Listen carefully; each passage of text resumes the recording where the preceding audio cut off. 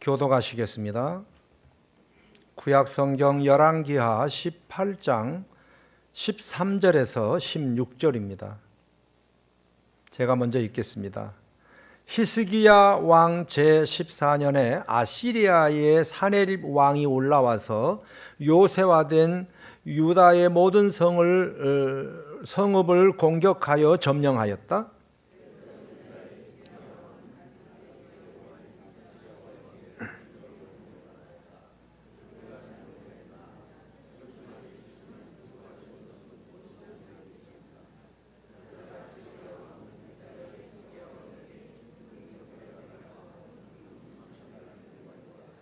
그리하여 히스기야는 주님의 성전과 왕궁의 보물 창고에 있는 은을 있는 대로 다 내주었다. 그때 주님의 성전 문과 기둥에 자신이 직접 입힌 금을 모두 벗겨서 아시리아 왕에게 주었다. 참 서글픈 역사의 한 대목을 읽었습니다.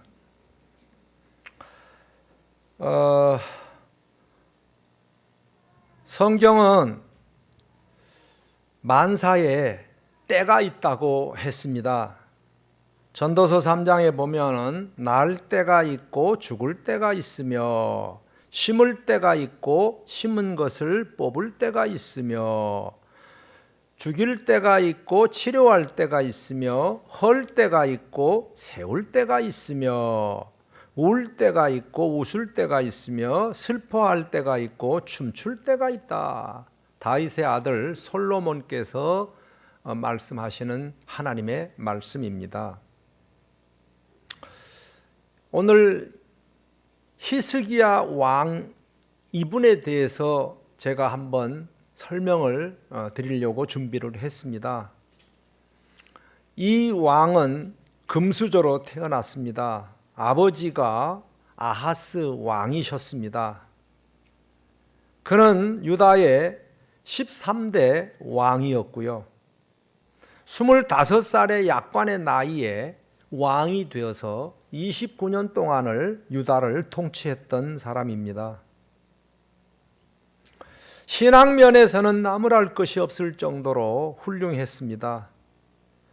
다윗이 한 모든 것을 그대로 본받았다고 그랬고요. 올바른 일을 했다 그랬습니다. 하나님 보시기에 올바른 일을. 그러니 얼마나 이 세상에서 바르게 산 사람이겠습니까?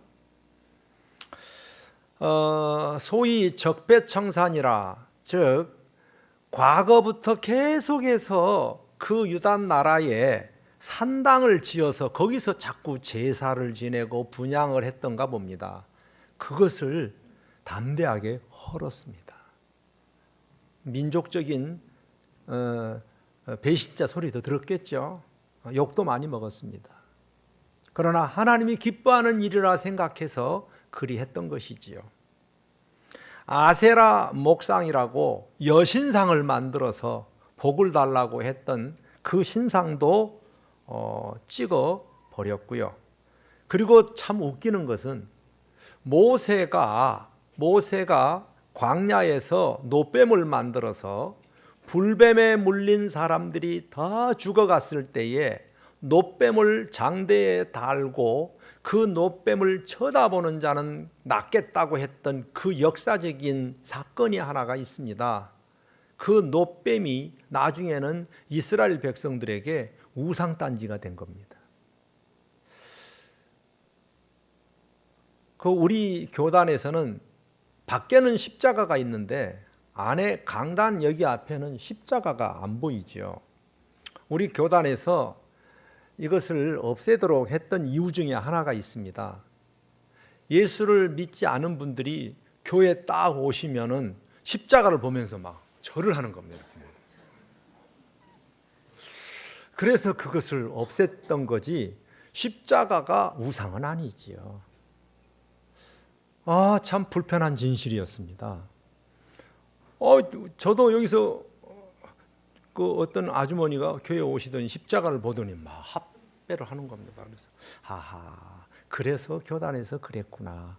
그러나 저는요 십자가를 좀 걸어놨으면 참 좋겠다는 생각이 듭니다. 왜? 십자가는 예수님이 우리 죄를 위해서 구원하신 사랑의 표시거든요.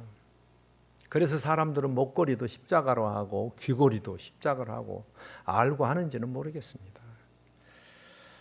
자, 어쨌든 5절에 보면 그는 주님이신 이스라엘의 하나님만 신뢰하였는데 유다 왕 가운데 전에도 후에도 그만한 왕이 없었다. 전무후무한 왕입니다. 참 좋은 왕이에요. 자, 그런데 문제는 7절, 8절에 여기에 문제였습니다. 뭐냐? 국내적으로는 국민들에게 사랑받고 내 신앙을 지켜가는 것은 좋았는데 그 지역, 그 나라 주변에 그 당시에 가장 강대국인 아시리아라 그러죠. 아시리아 나라에 배신을 한 겁니다. 왜? 그동안에 이 유다 나라가 거기에 녹을 계속 바치면서 살았거든요. 그리고 블레셋 나라에 늘 치여서 살았습니다. 그런데 이 히스기야 임금이 하나님을 믿으면서 그 부분을 거절했던 겁니다. 그러니 국내적으로는 좋아하지만 외국에서 볼 때에는 야, 저 조그마한 나라가 까부네. 여러분, 중국 나라가 우리 대한민국을 싫어하는 이유를 아세요?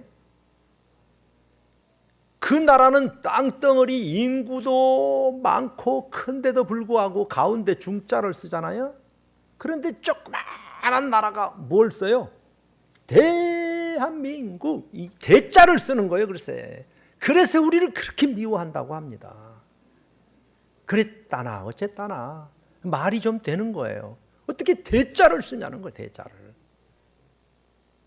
저거 그냥 밟으면 그냥 뭐 뭉개질 조그만한 나라가 까부는 거예요. 아니 우리 아수르 나라에 바쳤던 뇌물 이것을요 안 바치고 끝낸 겁니다. 그래 반기를 들었습니다. 8절에도 블레셋 모두를 쳐부쉈다. 조그만한 나라가 그 옆에 있는 큰 나라를 갖다가 그동안에 공물을 바치다가 안 바치기도 하고 그냥 힘 좀 있다고 그래서 그냥 들이댄 거예요. 그러니까 좋아할 리가 없겠죠. 자, 이럴 때에 내가 죄를 짓고 고난을 당하는 게 아니잖아요. 여러분, 고난이라고 하는 것은 어쩌면은 좋은 일을 하다가 고난을 당하는 거라고 얘기를 할 수 있고요. 처벌은 내가 잘못해서 벌을 받는 게 처벌이겠죠. 그래서 고난하고 처벌은 다른 거예요. 자, 이렇게 신앙생활을 하면서 금수저가 그 어려운 고난을 이제 겪게 됩니다. 아수르 나라가 쳐들어온 겁니다. 여러분, 전쟁이라는 게 무섭지 않습니까? 자, 그럴 때에 어떻게 이 위기를 극복했는지에 대해서 몇 가지를 한번 살펴보려고 합니다. 첫 번째로 위기 대처 능력은 돈으로 막아보려고 했던 겁니다. 그 13절에 오늘 본문에 나오지요. 히스기야 왕 제14년에 아시리아 왕 사네립 왕이 쳐들어왔어요. 요새화된 유다의 모든 성읍을 공격하고 점령을 한 상태였습니다. 그래서 유다 히스기야 왕이 아수르 나라 임금님에게 싹싹 빌었습니다. 예. 우리가 잘못했습니다. 뭘 잘못하겠노? 얼마나 잘못했다고. 나라로 따지고 보면 영웅인데 물론 그들이 볼 때는 잘못한 거죠. 잘못했습니다. 철수만 해주시면 요구하는 것을 무엇인지 다 바치겠습니다. 이렇게 말을 했습니다. 임금이. 그래서 아수르 왕이 히스기야 왕에게 은 300달란트와 금 30달란트를 내라. 그래서 이거 주면 갈 줄 알았습니다. 그래서 돈을 바쳤습니다. 그것도 여러분 어떤 일이든지요, 이 돈으로만 해결하려고 할 때는 거기에 어려움이 있습니다. 돈이면은 다 되는 거 아닙니다. 어쨌든 돈으로 해결하려고 했습니다. 근데 그 돈이 어디서 나온 돈인지 아세요? 세상에. 16절 보세요. 유다의 히스기야 왕은 주님의 성전 문과 기둥에 자신이 직접 입힌 금을 모두 벗겨서 아수르 왕에게 바친 겁니다. 하나님 앞에 드렸던 헌금을 다시 돌려달라는 거예요. 예? 하나님의 성전이 그 당시에 금으로 막 되어 있었나 보지요. 그런데 그것을 벗겨가지고 갖다가 바쳤다니까. 돈이면 다예요? 그러면 그것으로 끝나는가요? 그 결과가 어떻게 됐어요? 17절에 오히려 상어가 피맛을 본 거요. 그런데도 아시리아 왕은 떠나지 않고 더 많은 군사들을, 장군들을, 병력들을 보냈어요. 글쎄 예루살렘으로 올려보내서 히스기야를 치게 했다는 겁니다. 그래서 예루살렘으로 올라와서 어디에 머무는지 아세요? 그 수로 곁에, 저수지의 수로 곁에다가 딱 진을 쳤어요. 이게 뭐예요? 그 중동 지역은요, 물 없으면 죽는 겁니다. 그런데 수로를 막았어요. 목을 조인 겁니다. 아주 전략적으로 보면 참 똑똑하죠. 옛날에 그 걸프전 때, 걸프전 때 어디를 공격했죠? 이 비행기 활주로를 공격해 버렸잖아요. 제일 먼저. 그럼 비행기를 날지 못하게 했죠. 참 전략이 대단했습니다. 그래서 오늘날 이 세상은 강자가 약자를 잡아먹는 겁니다. 괴롭히는 겁니다. 큰 소리 빵빵 쳤습니다. 그 중에서 가장 목소리 큰 장군 하나가 큰 소리를 친 겁니다. 그 사람 이름이 뭔지 알아요? 랍사게라는 사람입니다. 이름도 참 희한하죠. 저는 그걸 외울 때에 잽싸게 이렇게 외웠습니다. 랍사게. 랍스타, 또 어떤 분은 또 그런. 자, 19절. 랍사게가 얼마나 목소리가 큰지. 그 당시에는 스피커도 없었어요. 확성기도 없었어요. 그들에게 이렇게 얘기를 합니다. 너희들의 왕 히스기야에게 전해라. 위대하신 아수르 왕 임금님이 너희들에게 만만하게 보이냐? 이렇게 얘기했습니다. 왜 까부냐 이겁니다. 왜 말을 안 듣느냐는 겁니다. 돈 가지고 안 됐습니다. 오히려 더 덤볐습니다. 그러면서 하는 말이 전쟁할 전술도 없으면서, 조그만한 게 군사력도 없으면서 입으로만 전쟁한다고 생각하냐 하고 기를 팍팍 죽였습니다. 여러분, 이제 그 다음에 요 한마디를 여러분이 좀 명심하셔야 됩니다.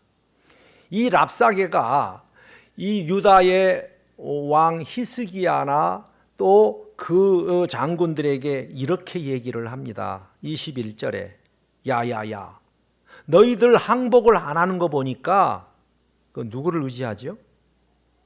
예, 맞아요. 너는 부러진 갈대 지팡이 같은 이집트를 의지하냐? 이랬습니다. 그런데 벌써 정보를 캐낸 겁니다.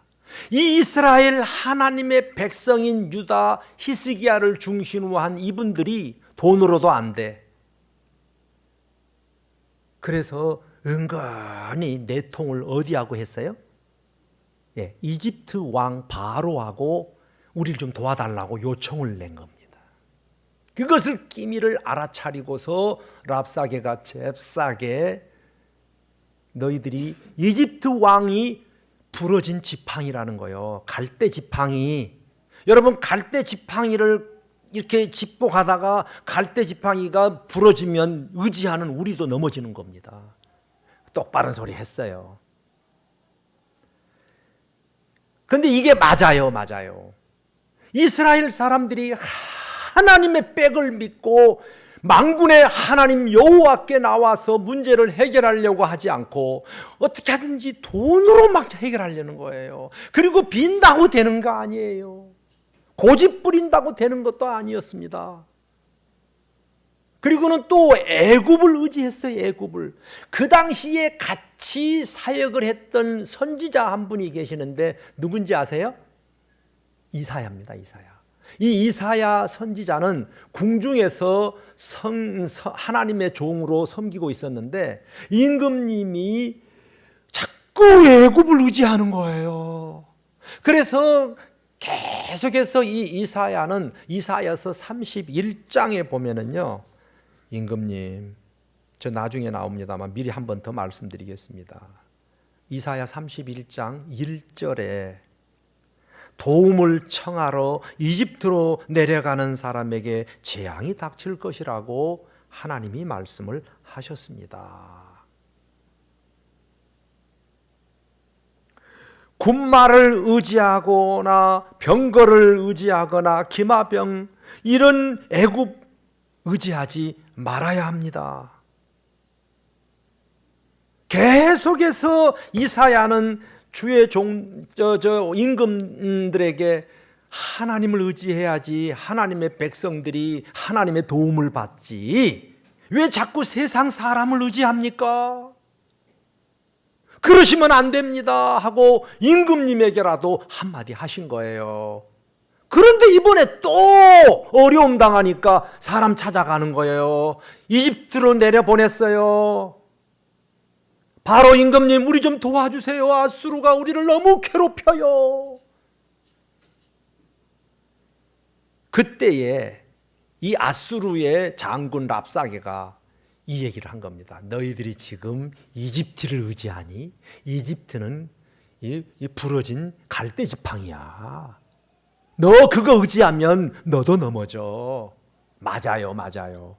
여러분 잘 들어보세요. 우리가 왜 세상 사람들한테 욕을 먹고 손가락질 당한지 아세요? 그 소리를 가만히 들어보면은요, 맞는 소리예요. 우리 정신 차려야 돼요. 우리가 바르게 하나님 의지하고 정말로 바르게 살고 있으면은 세상도요, 우리 함부로 못 합니다. 네. 그런데 이 랍사게가 어쩌면 그 얘기를 하는 겁니다. 제가요, 이 얘기를 이렇게 강하게 하는 이유는 제가 이집트 바로의 무덤에 기어서 그 토굴범들이 그 안에 있는 보물을 가져갔다는 그 통로를 통해서 제가 한 20년 전에 그 바로의 무덤이 뭐죠? 지금의 피라미드. 예? 이집트 그 엄청난 그 세모로 만들어진 피라미드이 바로의 무덤입니다. 무덤. 거기에 기어 들어가서 그 당시에 바로가 누렸던 모든 보물들 있지요. 생활품들 이것들을 그 안에다가 다 쌓아놓고 무덤도 거기다 만들어 놨더라고요. 그런데 그 보물을 지금 그 카이로 박물관에다가 전시를 해놨어요. 조그만 전시해놨는데도 다 못 보겠더라고요. 얼마나 지금으로부터 바로가 살았을 때, 모세가 살았을 때가 몇 년이죠? BC 1500년 전입니다. 그러면 지금 예수님 탄생 이후에 2000년이 지났으니까 3500년 전의 유물입니다. 그게. 저 브라질에 지금 뭐 박물관이 타가지고 막 가슴 친다 그러는데 그건 비유가 안 됩니다. 그 보물을요, 전시를 해놨는데 그것도 절반만 해놓은데요. 그 다음에 또 오라고 나머지 돈벌이 하는 거죠. 어마어마합니다. 여러분, 바로의 무덤이 피라밋인데 지금 그 피라밋을 건축학자들이나 오늘날 세계 사람들이 7대 불가사의한 사건 가운데 어쩌면은요, 첫 번째 꼽을 겁니다. 예. 어떻게 그 당시의 건축법으로 그런 훌륭한 건축물을 만들어냈는지 이해가 안 됩니다. 한번 따져보세요. 무덤을 받치고 있는 이 기초석이 5톤입니다. 5톤. 돌 하나가 별로 놀라지도 않네. 5톤이 얼마인지 아세요? 작은 돌이 2.5톤입니다. 이게 몇 개로 그 무덤 하나가 피라밋이 만들어졌냐 그러면 230만 개입니다. 감이 안 잡혀요 지금. 230만 개를 쌓아서 그 밑에다가 그 바로 왕 신이라고 하는 이 사람을 거기다가 모신 겁니다. 그런데 더 놀라운 것은 지질학자들이 그 돌을 분석을 하는데 카이로 지역, 이집트 지역 주변에 그런 돌이 없어요.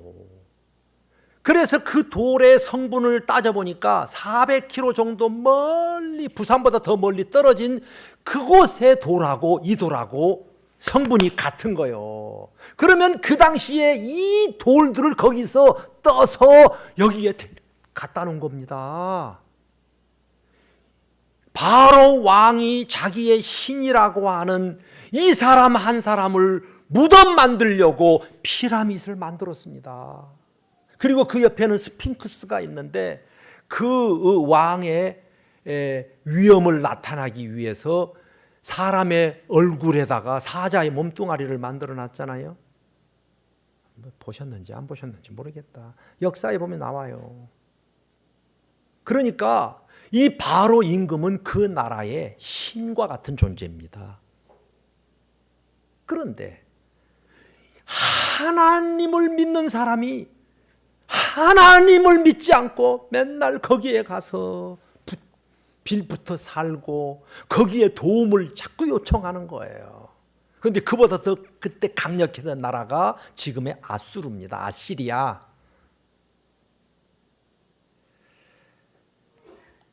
애굽을 의지하지 말고 도울림이 없는 인생도 의지하지 말아라. 이 갈대 부러진 지팡이를 의지하면 그 갈대 무너질 때 너도 무너진다. 하나님의 백성이 하나님을 의지하지 아니하고 세상에 사람을 의지했습니다. 이것을 알고 랍사게가 야야야야 너희들 바로가 너희들을 구원해 줄 줄 아니? 그런데 이스라엘 백성들은 구원해 줄 줄 믿었습니다. 그런데 저는요, 바로가 굉장히 강팍한 사람이라고 성경 출애굽기 7장에 나오죠.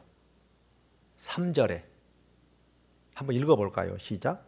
내가 바로의 마음을 강팍해 하고 나의 표징과 나의 이적을 애굽 땅에 많이 행하리라마는. 자, 무슨 말이냐면 제가 오늘 칼럼에도 썼지만 하나님은 사람을 악하게 하시나요? 어떠세요? 하나님은 사람을 악하게 만드세요? 여기 나와 있잖아요. 바로의 마음을 강팍하게 만들었다고. 그리고는 10번이나 모세의 말을 듣지 않고 10가지 재앙을 받아서 마지막 재앙이 뭐였죠? 장자 죽음.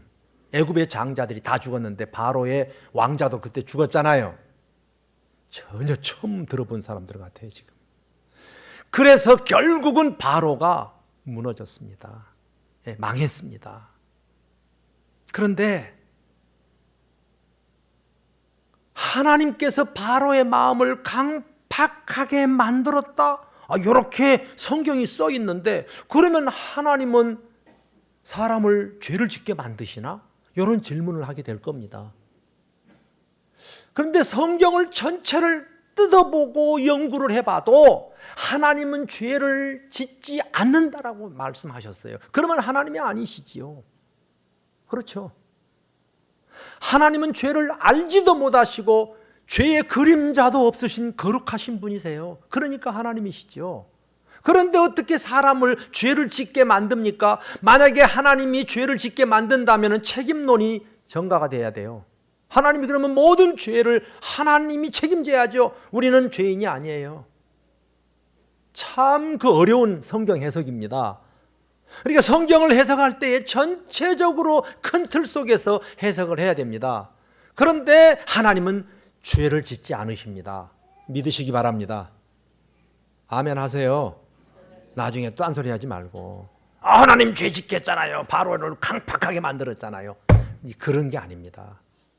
여러분, 선악과를 따먹지 말라, 먹으면 정는 죽으리라 라고 얘기했는데도 불구하고 지가 따먹었을 때에 하나님께서는 어떻게 하셨죠? 손을 잘랐나요? 아니죠. 이거 먹으면 안 돼, 죽어, 절대 안 돼, 보지도 만지지도 말아라 그랬는데 지가 먹는 거에 대해서는 자기가 책임져야 됩니다. 여러분, 박 목사가 죄를 안 지을까요? 못 지을까요? 못 지어요? 할 수 있어요. 안 하는 거지. 왜? 내가 책임을 하나님이 물을 거니까 안 지은 거죠. 못 짓기는 왜 못 지어요? 여러분들도 못 하는 게 아니에요. 다 할 수 있지만은 하나님의 심판 때문에 무서워서 못 하는 거예요. 이것이 자유의지입니다. 내가 뭐 집사람 무서워서 다른 여자 못 만납니까? 그래요? 물론 그렇죠. 무서워요. 그렇지만 오리지널 저분 때문에 그래요. 그러니까 저분 무서워서 못해요. 안 해요. 그러니까 하나님 중심으로 살아가고 하나님 힘 믿고 살아가면 우리가 사람이 보든 안 보든 바르게 살 수 있잖아요. 사람 안 본다고 그래서요 하나님 못 보시나요? 지하실에 있다고 하나님이 안 보나요? 사람은 못 보죠. 그러니까 이중구조로 갖지 않죠. 글쎄, 왜 바로의 마음을 강팍하게 했는데 결국은 보면은 자기 욕심이 못하도록 10번이나 거절을 하는 겁니다. 하나님은 강팍하게 하셨다는 표현과 더불어서 방치한 겁니다. 그래? 하지 말라 그러는데 하면요. 그래, 네 마음대로 해라. 왜? 유기라는 표현을 쓰는 겁니다. 여러분들도 자녀들을 키울 때에 말을 하도 안 들으면은 그래, 한번 네 마음대로 해봐. 이런 표현이 있잖아요. 왜? 근데 결국은 강팍하게 된 것은 자기가 선택한 겁니다. 자기의 자유의지를 죄를 짓는 쪽으로 쓴 거지요. 그래서 10번이나 재앙을 당한 겁니다. 그런데 문제는 이겁니다. 왜 하나님께서 바로를 강팍하게 하도록 유기하셨을까? 그냥 놔뒀을까? 손을 자르지 않고 선악과를 따먹을 때 그냥 방치하신 이유가 뭘까요? 여러분 한번 해보세요. 여러분이 가서 죄 지으면요, 죄 지을 수 있어요. 그러나 안 해요. 그러나 어떤 사람은 해요. 강팍해서 하는 거예요. 자기가 욕심에 끌려서 죄를 짓는 겁니다. 그러나 죄를 지을 때 하나님이 막지 않았습니다. 그러나 책임은 반드시 묻습니다. 그래서 우리에게는 자유의지가 있는 겁니다. 바로도 결국은 자기의 자유의지로 강팍하게 된 사람입니다. 어우러진 거죠. 그런데 저는요, 뭘 깨달았는지 아세요? 왜 하나님이 저를 강팍하도록 버렸을까? 저는 깨달은 게 두 가지였습니다. 하나는 세상에 우리가 신으로 섬겼던 그 바로 왕이 고작 인격이 저것밖에 안 됐구나 하고서 자국민들이 실망과 낙심을 하게 된 겁니다. 그는 신이 아닙니다. 인간입니다. 인간 연약한 존재입니다. 그런데 그들은 신으로 섬기고 있었고 그 피라미드 하나를 만들기 위해서 자기 생을 다 바친 사람들입니다. 그런데 저런 인간 따위를 우리가 신으로 섬겼다니 하는 자국민들이 후회하게 만드는 결과가 된 겁니다. 또 하나는 뭘겠어요? 하나님을 더구나 믿으면서도 계속해서 어려움만 당하면 하나님 찾기보다는 이집트 왕을 찾아다니는 이 꼬락산 일을 하나님께서 그래 봐라, 네가 믿는 저 신이 이 모양밖에 더 되냐? 이것을 교훈 삼게 하기 위해서 하나님이 그를 강팍해 내버려 두지 않았느냐. 내 나름 하나님의 그 깊은 뜻을 헤아릴 수가 없기 때문에 최선의 방법으로 해석한 게 이 해석입니다. 동의하시면 아멘. 별로 감동이 없네. 여러분 한번 어떻게 이걸 해석하시겠어요? 그래서 뭐라 그런지 알아요?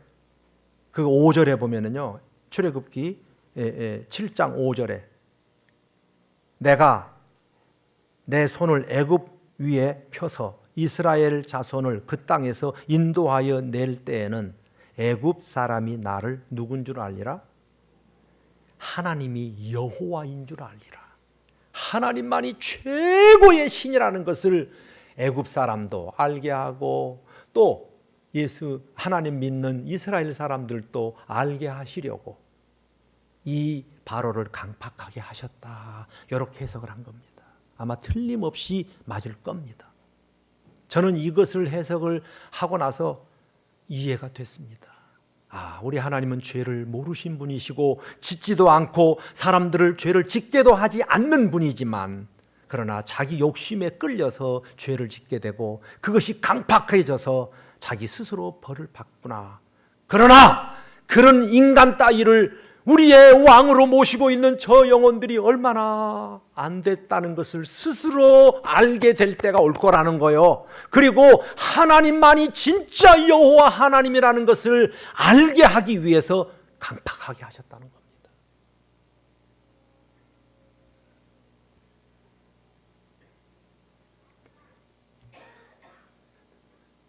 이런 이집트를 전쟁 중에 히스기야나 백성들이 계속해서 사람만 의지하고 있어요. 돈만 의지했습니다. 여러분, 돈이요 우리 인생의 전부는 되면 안 됩니다. 네. 이 세상에 사람을 우리가 존중히 여겨야 되지만 가장 어렵고 힘들 때에 어떻게 해야 됩니까? 이제는 방법을 바꾸셔야 됩니다. 두 번째로 방법을 바꿨습니다. 그게 어떤 방법이냐? 말 조심하자는 겁니다. 또 하나는 누구하고 말을 해야 될 것인가? 그리고 누구에게 순종해야 될 것인가? 자, 첫째, 대꾸하지 않고 지금 계속해서 이 랍사게라는 사람이 이 히브리 말을 배워가지고 히브리 사람들을 외국말을 하면은 이 이스라엘 사람들이 알아듣지를 못하니까 그래도 편안이라도 있을 텐데 얼마나 이 히브리 말을 잘하는지 나중에는 그러잖아요. 제발 히브리 말로 하지 말라고 부탁을 합니다. 여러분 그렇다고 해서 안 하겠습니까? 일부러 그렇게 하는 건데. 그러니까 36절에 보면은요, 임금님께서 백성들에게 뭐라 그런지 아세요? 백성은 한마디도 대답하지 않고 조용히 있었다 그랬어요. 왜? 임금님께서 말하지 말라 그랬거든요. 여러분, 지금 위기가 있을 때에 불만을 토로하고 불평 원망하고 소리 지르고 할 수 있지요. 그렇죠. 그런데도 불구하고 하나님은 때로는요, 조용히 해, 말하지 말어. 여리고 작전 아시지요? 여리고가 점령당할 때에 첫날부터 마지막까지 한마디도 말하지 말아라. 왜? 말하면 부정적인 소리를 할 수 있으니까. 여러분, 우리가 대화법에도요 참 중요한 게 하나가 있습니다. 우리가 대화를 할 때에 잘 알아보세요. 잘 들어보세요. 이 사건과 감정을 분리를 할 줄 알아야 됩니다. 사건을 얘기할 때는 조목조목 사건을 설명을 해야 되는데 거기에 뭐가 자꾸 개입이 됩니까? 감정을 개입시킵니다. 무슨 얘기를 하면 감정부터 막 소리를 냅니다. 그러면요, 사건이 제대로 드러나지 않습니다. 전해지지 않습니다. 서로 사건이요, 주거니 받거니 이 사건이 정확하게 전달이 된 다음에 기뻐하든지 화를 내든지 하셔야지, 제대로 들어보지도 않고 화부터 내니까 될 일도 안 되는 거예요. 여러분, 이번 주에 한번 이거 훈련하십시오. 어떠한 불리한 일을 누가 말도 안 되는 소리를 하더라도 가만히 들어보십시오. 그리고 말을 조심하십시오. 그리고 함부로 말하지 마십시오. 그리고 이것이 사건을 얘기하는 거야 될 때에 감정을 섞여서 같이 얘기하면 왜곡되기가 십상이고요. 쉽게 해결할 문제도 해결이 안 됩니다. 그래서 옆 사람에게 이렇게 얘기하십시오. 자, 한번 하십시다. 연습, 훈련. 감정과 사건을 분리하십시다. 다시요. 시작. 감정과 사건을 분리하십시다. 감정은 나중에 얼마든지 낼 수 있어요. 소리도 지를 수 있어요. 그러나 왜 이 문제가 생겼는지 사실을 한번 조용히 의논하세요. 그러면요, 나중에 별거 아니에요. 근데 왜 자꾸 문제가 생기고 서로 막 불편한 관계로 치돈 닿는가 하면은 감정이 개입되기 때문에. 그래서 감정을 내는 사람하고는요, 말을 하지 마세요. 그냥 가만히 계세요. 좀 식어진 다음에 하세요. 이게 지혜입니다. 근데 이게 잘 안 됩니다. 왜? 법보다 주먹이 앞서고, 예? 행동이 앞서고, 말이 앞서고. 우리나라 사람 너무 급해요. 일본 사람들이 그런 것들을 이용해가지고 좋은 오다를 딱 버리잖아요. 예? 그래서 우리가 장사도요, 실패하는 거예요. 정말 침착하게 말을 하지 않을 때는요, 말하지 말고, 꼭 말을 할 때는 사건을 얘기하고, 사건을 얘기하고 나서 잘못했으면 내가 잘못했다고, 잘했으면 내가 잘한 것 같다고 얘기하세요. 왜 화를 냅니까? 화를 낸다고 되는 일이 있습니까? 모든 관계가 다 여기서부터 깨지는 겁니다. 아무것도 아닌 일을 가지고 말을 만들어내고 가정을 파탄시키고 관계를 깨는 게 뭐예요? 감정과 사건을 구별을 못해서 그러는 겁니다. 사업하시는 분들 특별히 그렇습니다. 참 이 지혜로운 방법을 쓴 겁니다.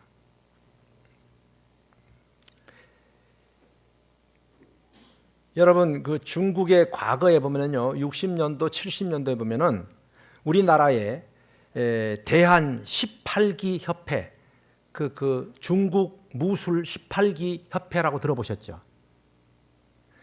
저도 들어봤어요. 중국의 무술이 18개의 단계가 있다는 얘기입니다. 그런데 그 다음에는 그 기술이 커져서 몇 단계까지 간지 아세요? 36단계. 그래서 36단계의 최고의 좋은 무술 방법이 뭡니까? 36개 출행랑입니다. 서로가 같이 얘기하다가 도저히 안 될 것 같으면요, 자리를 좀 피하는 게 좋아요. 야, 참 중국 사람들요, 지혜로운 겁니다. 그 싸우고자 덤비는데 거기서 왜 말을 섞어요? 그럼 손해보는 거예요.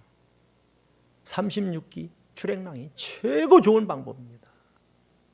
자, 그런데 이제 이 출행랑도 세 번째, 어디로 출행랑을 나느냐 중요해요. 가서 술집에 가서 문제를 해결하려고 한잔 하신다고 해결이 될까요? 친구한테 가가지고 퍼붓는다고 될까요? 오히려 더 부하만 납니다. 그런데 이 히스기야 임금은 너무 좋은 방법을 선택을 했습니다. 자, 14절 보실래요? 저는 성경을 지금 얘기하는 겁니다. 우리가 생활하는 것도 이래야 돼요. 자, 시작. 히스기야는 어디로 갔어요? 주님의 성전으로 올라갔어요. 그들이 가지고 온 편지를 받아들고 우리를 얼마나 저주를 하는지 이대로 해달라는 겁니다. 아수르 왕이. 그래서 이 편지를 가지고 하나님께로 왔습니다. 하나님, 이거 좀 보세요. 딱 성전에다 올려놓고, 여기 지금 나왔잖아요. 이게 지금 결단서. 하나님, 제가 요것 좀 부탁합니다. 그리고는 하나님 앞에 하나님께 기도했습니다. 물었습니다. 하나님, 어찌하면 좋습니까? 제가 읽어드리지는 않았지만은요, 거기 보면은 15절에 주님께 기도하였다 그랬지요. 천사들 위에 계시는 주 하나님의, 이스라엘의 하나님께 기도했습니다. 또 주님, 귀를 기울여서 들어주시기를 바랍니다. 주님 눈여겨 보아 주시기를 바랍니다. 주님 참으로 아수르 왕이 우리를 마구 짓밟고 있습니다. 자 좀 보세요 하고 자기의 사정을 하나님 앞에 낱낱이 고백했습니다. 이게 뭐예요? 기도입니다. 기도. 하나님 좀 도와주세요. 하나님 좀 살려주세요. 하나님 내 자식 좀 부탁합니다. 내 사업이 어렵습니다. 내가 질병으로 고통하고 있습니다.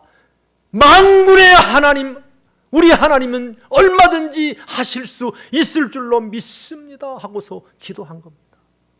예. 자, 그런데 응답이 왔습니다. 하나님은요 직접 오셔가지고 이놈하고 하나님이 찾아오신 게 아니라 하나님은 누구를 보냈냐면은 하나님의 종을 보낸 겁니다. 하나님은 꼭 사람을 통해서 응답을 주셨습니다. 예나 지금이나. 여러분들의 목장에서 기도하고 목자와 상담할 때에는요 하나님은 목자를 통해서 응답 주시는 경우들이 많습니다. 요즘은 또 초원지기들이 또 경험이 있으셔서 여러분들을 많이 코칭해 주시잖아요. 이거 하나님의 응답일 수가 많아요. 그런데 여기 보니까 20절에 아모스의 아들 이사야가, 아까 그랬죠? 주의 종 이사야가 하나님의 음성으로 찾아왔습니다. 하나님이 보낸 거요. 히스기야에게 사람을 보내어 이렇게 말하였다. 주 이스라엘의 하나님께서, 임금님께서 아시리아의 사네립 왕의 일 때문에 주님께 올린 기도를 주님께서 들으셨다고 말씀하시면서 그랬어요. 하나님이 주의 종 이사야를 통해서 임금님이 성전에 와서 기도했는데 하나님이 들으셨습니다. 저를 보낼 겁니다. 기뻐하세요. 저도 이렇게 쓰임받고 싶어요.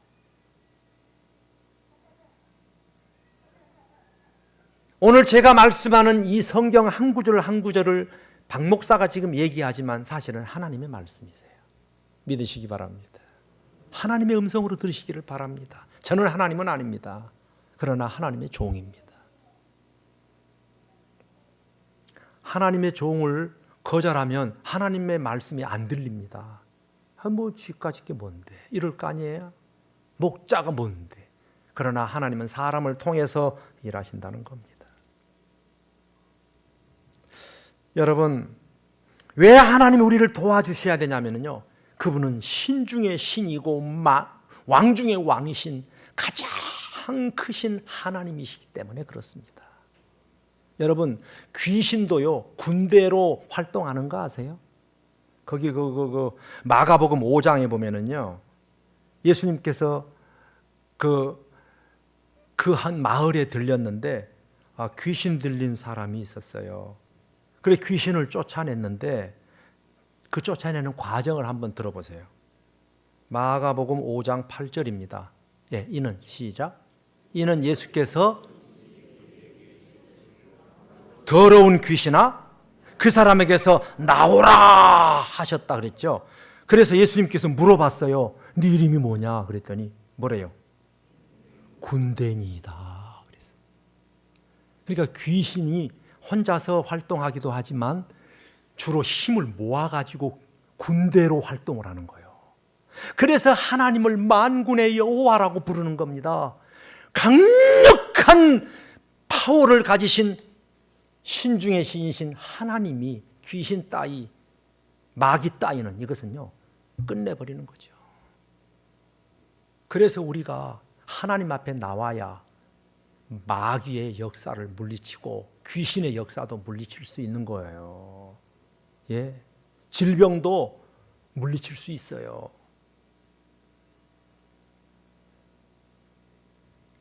그래서 거기에 뭐라 그런지 알아요?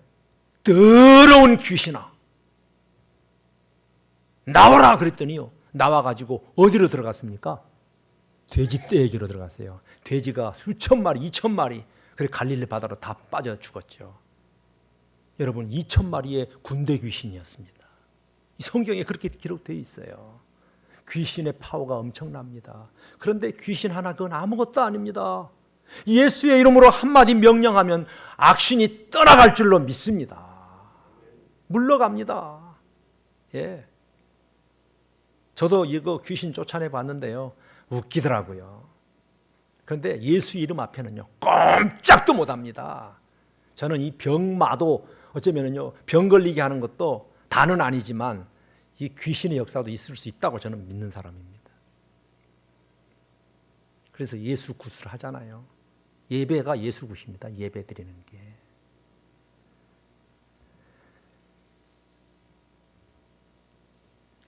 그래 히스기야가 하나님의 말씀을 듣고 얼마나 하나님 앞에 부르짖었는지 모릅니다. 결국은 어떻게 됐겠습니까? 마지막 제가 시간이 없어서 좀 중단하겠는데 그러나 이 한마디는 하고 가겠습니다. 홍제동에 제 친구가 서울 홍제동에서 서대문 홍제동 목회를 했는데 개척을 어디다가 하필이면 했냐 그러면 절간 앞에다가 개척을 한 거예요. 나 참 웃기죠. 간이 부었지. 절간 앞에다가 개척을 하니까 십자가 빨간 불이 절간 앞에 딱 세워지니까 스들이 미안합니다. 이 스님들은 목사님 안 붙이더라고. 저도 그래서 그냥 스라고 하겠습니다. 이 스들이 그냥 힘든 거예요. 그냥 막 이게 어디서 이상한 십자가 불을 밝혀놓으니까 막 괴로운 겁니다. 그래서 결국은 어떻게 된지 아세요? 그 절을 부동산에 내놨어요. 그리고 팔아서 이사를 했는데 그 목사님이 보니까 그게 나와 있어서 사서 거기다가 십자가를 달아버렸습니다. 할렐루야. 예, 여러분요 하나님의 십자가의 권세가 얼마나 강한지 아세요? 악한 사단의 세례가 물러갈지어다 그러면요 물러갑니다. 오늘 한번 좀 실험 좀 한번 해보실래요? 밤에 가가지고 점하는 데 한번 가가지고요 딱 큰 기침 하시면서 예수의 이름으로 물러가라 그러면요 점괘가 안 나옵니다. 이 점치는 사람들이 말을요 못합니다. 그런데 만약에 니까짓 게 뭐냐 올라타 버리면 이제 우리는 이제 믿음이 없는 사람이고요. 그러니까 담대하게 예수 이름으로 물리치십시오. 한번 따라하세요. 사탄아 물러가라. 그런데 내 이름으로 하면 안 되고요. 누구 이름으로 해야 되겠어요? 그렇죠. 예수의 이름으로 물러갈지어다 그러면요 예수의 권세와 능력이 어둠의 세력들, 악한 영들을 물리칠 수 있습니다. 질병도 물리칠 수 있습니다. 여러분 두려워하지 마십시오. 의사가 못 고친다고 하나님이 못 고치겠어요? 글쎄 최영기 목사님 제가 정말 존경하는 목사님인데 이 사모님이 20년 전부터 암을 앓고 그냥 미국에서 그냥 실험의 대상입니다. 약이 나오면 이분도 원래 약사 출신인데 사모님이 하여튼 약이 거기에 용하다 그러면요 병원에서 이미 이제 내놨으니까 약을 갖다가 이제 투입하면요 실험 대상이 됐다 보니까 얼마나 괴롭겠어요. 예.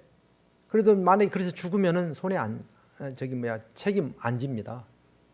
이미 서약하고 하기 때문에. 그런데 이 사모님이 이제 병원에서 이제 최근에 이제 너무 심해가지고 막 온몸이 붓고 심장이 붓고 그래서 병원에서 이제 더 이상 살 수 없으니까 이제 호스피스 병원에 가셔서 남은 생애를 며칠 계시다가 이제 장례를 치르시라고 그렇게 해서 이제 철거를 했습니다. 퇴원을. 그리고 자식들 외국에 있는 다 불러다가 이제 마지막 인사까지 했습니다. 이제 내일 모레면 장례를 치러야 됩니다. 그런데 최 목사님이 저희들한테 기도 부탁을 했습니다. 하여튼 이번에 최선을 다해서 한 번만 우리를 위해서 기도해 주십시오. 3일을 금식을 하시고 우리도 막 새벽마다 그때 기도했잖아요. 그런데 병원에를 갔더니 의사가 놀래 자빠지는 겁니다. 모든 게 정상 수치. 정상 수치입니다. 지금요 기적을 경험하고 있습니다. 하나님은요 사람을 만드신 분이기 때문에 어떤 질병도 그분에게는 저는 가능하다고 믿습니다. 그렇다고 우리가 안 아프다, 안 죽는다는 얘기가 아닙니다. 저는 할 수 있음을 믿습니다. 예, 믿습니다. 귀신도 질병도 하나님 손에는 다 해결될 줄로 저는 믿습니다. 예. 자, 이제 이 위기를 마지막에 어떻게 극복했는지 보시겠어요? 히스기야의 최후 35절입니다. 35절. 다 같이 시작. 그날 밤에 주님의 천사가 나아가서 아시리아 군의 진영에서 18만 5천 명을 때려 죽였어요. 그날 밤에. 그런데 이 앞에 놀라운 것은 주님의 천사가 그랬는데 그 앞에 정관사 더가 붙어 있습니다. 몇 명이라는 뜻이죠? 하나입니다. 그 천사가, 하나님의 종인 천사 하나가 와서 아수르 큰 소리 치던 그 사람들을요, 18만 5천 명을 그날 밤에 송장으로 만들었습니다.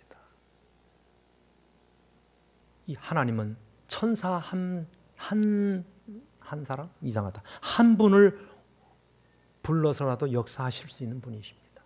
오늘날에는 성령 하나님께서 얼마든지 우리의 문제를 하나님의 전에 나와서 예수의 이름으로 기도하면 하나님이 역사해 주실 줄로 믿습니다.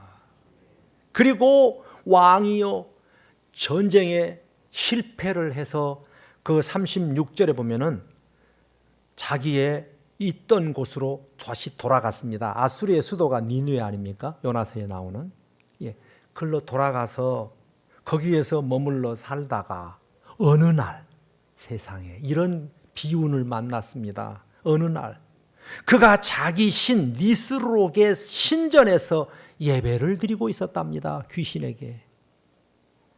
그런데 그의 아드람멜렉과 사라셀이 그를 칼로 쳐 죽였대. 세상에 자기 아들 둘에 살해당했어요. 이것이 성경의 역사예요. 하나님을 저주하고 하나님을 믿는 사람을 저주하고 하나님을 저주하더니 결국은 자기 아들의 손에 죽었어요. 이것이 성경의 팩트입니다. 그리고는 에살 핫돈이 이어서 왕이 됐대잖아요. 이걸 어떻게 부인하겠습니까, 여러분? 이걸 아니라고 할 수 있습니까? 하나님은 살아계십니다. 지금도 하나님은 역사하십니다.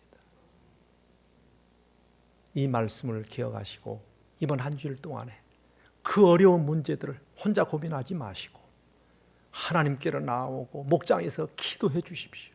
하나님이 역사하실 줄로 믿습니다. 기도하겠습니다. 고마우신 하나님,